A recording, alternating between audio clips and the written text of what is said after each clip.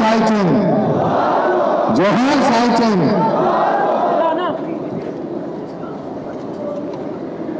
సాయి చంద్ సతీమణి సోదరిమణి రజనీ గారు, వారి తల్లిదండ్రులు, పిల్లలు, సాయి చంద్ కుటుంబ సభ్యులు, కార్యక్రమానికి చేసినటువంటి సాయి చంద్ ఆత్మీయులు అందరికీ పేరు పేరున నమస్కారం. సాయి చంద్ మరణం అనేది నిజంగా మనం ఎవరూ ఊహించింది కాదు. నాకైతే ఒక కుటుంబ సభ్యుడిగా, ఒక స్వంత తమ్ముడిలాగా అన్ని రకాలుగా ఎంతో అండదండగా ఉండేవాడు, అన్నీ నాతో పంచుకునేవాడు. సంతోషం వచ్చినా మాట్లాడేవాడు, దుఃఖం వచ్చినా చెప్పుకునేవాడు. కొన్ని వేల కిలోమీటర్లు సాయి నేను తెలంగాణ రాష్ట్రం అంతా కూడా ప్రయాణించాను. ఇంత ఆత్మీయమైనటువంటి అనుబంధం సాయితో ఉండేది. కానీ ఆ రోజు ఉదయాన్నే ఫోన్ వచ్చింది, సాయి చంద్కు హార్ట్ అటాక్ వచ్చింది, కేర్ హాస్పిటల్కి తెస్తున్నారంటే షాక్ అయిపోయాను. నిద్రలో అసలు అది కలనా నిజమా అన్నంత ఒకేసారి అసలు షాక్కు గురయ్యాం. పరిగెత్తుకుంటూ కేర్ హాస్పిటల్కి వెళ్ళాను నేను. కానీ అక్కడికి వెళ్ళేసరికి పాపం సాయి మనలో లేకుండా పోయారు.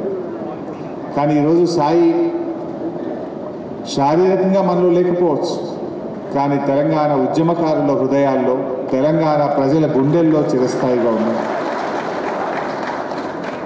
ఇందాక మా నిరంజన్ అన్నట్టు సాయి మాట, సాయి పాట ప్రవహించే నదిలాగా ఉండేది.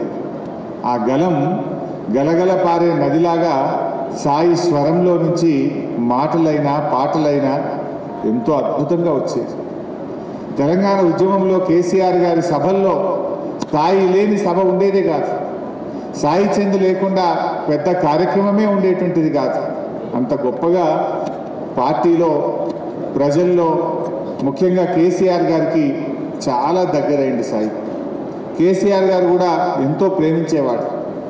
ఉద్యమ సమయంలో ఏ పాటలు రాయాలన్నా అటు రసమై బాలకృష్ణ గారు, సాయి చంద్ గారు కేసీఆర్ గారికి కుడి భుజంగా, ఎడమ భుజంగా ఉంటూ ప్రతి పాటలో, ప్రతి మాటలో, ప్రతి సభలో ఇద్దరు కూడా అద్భుతమైనగా మరి ఎంతో చేదోడుగా నిలిచారు.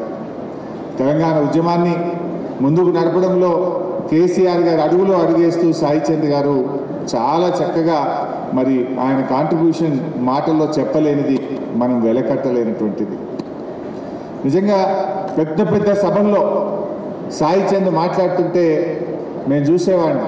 ఇందాక మీరు అందరూ అన్నట్టు ఆ శివుడా అనే పాట పాడితే ముందు కూర్చున్నటువంటి వేల లక్షల మంది కళ్ళల్లో నీళ్లు రాలుతుండేవి.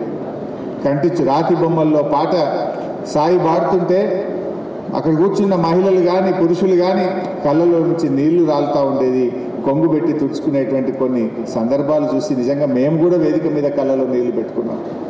అంత అద్భుతంగా మరి తెలంగాణ రాష్ట్ర ఏర్పాటులో సాయి కృషి ఎప్పుడు కూడా ఈ ప్రజలు, ఈ ప్రాంతం, ఈ రాష్ట్రం మర్చిపోదు.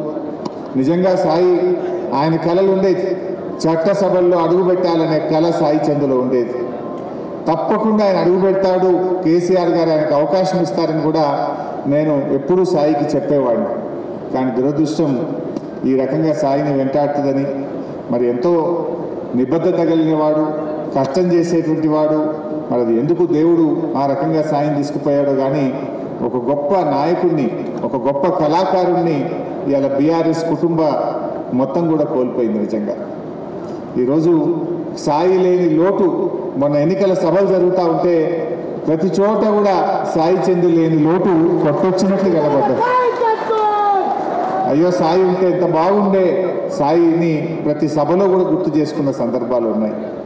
బట్ ఏది ఏమైనా సాయి మరి పాపం నిస్వార్థంగా సాయి చంద్ తెలంగాణ ఉద్యమంలో పనిచేసినాడు.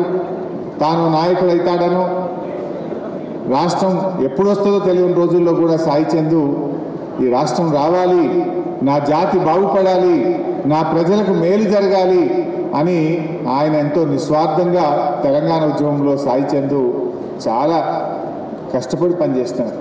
మరి అలాంటి సాయి ఈరోజు మనందరం కూడా ఒక సంవత్సరం అయిందంటే నిజంగా చాలా బాధ కలుగుతూ ఉంది. నమ్మలేకపోతా ఉన్నాం. ఇంకా మన పక్కనే సాయి ఉన్నాడా, మనలో సాయి ఉన్నాడా అన్నట్టుగా అనిపిస్తూ ఉంది. బట్ ఏది ఏమైనా రజనీ సోదరిమణికి వాళ్ళ పిల్లలకు తప్పకుండా బీఆర్ఎస్ పార్టీ మేమందరం కూడా వెన్ను దన్నుగా ఉంటాం. సాయిని తెచ్చియలేకపోయినా సాయి లేని లోటు రాకుండా ఆ కుటుంబాన్ని చూసుకునే బాధ్యత మాది అని చెప్పి సందర్భంగా మీ అందరికీ కూడా తెలియజేస్తూ, మరి ధైర్యంగా ఉండండి.